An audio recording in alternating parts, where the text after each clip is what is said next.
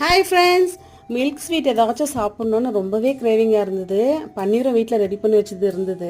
ரசகுல்லா பண்ணிடலான்னு சொல்லி தான் ஃபஸ்ட்டு யோசித்தேன். ரசகுல்லா பண்ணி சாப்பிட்ற வரைக்கும்லாம் எனக்கு பொறுமை இல்லவே இல்லை. நம்ம மில்க் ஸ்வீட்னு சொல்லிட்டு கடையில் கேட்டோனாவே அதில் ஒரு ஸ்வீட் கொடுப்பாங்க. குருணையாக இருக்கும். அது பேர் எனக்கு கரெக்டாக தெரியல.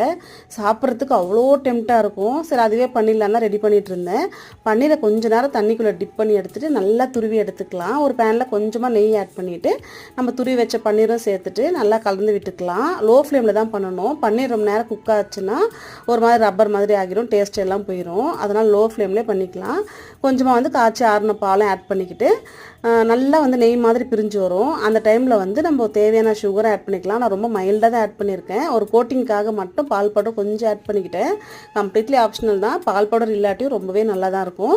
ட்ரை ஃப்ரூட்ஸ் கூட இருந்தால் தூவி எடுத்துக்கலாம். ஆற வச்சுட்டு நம்ம நல்லா ஷேப் போட்டு சாப்பிட்டோம்னா அவ்வளோ சூப்பராக இருக்கும்.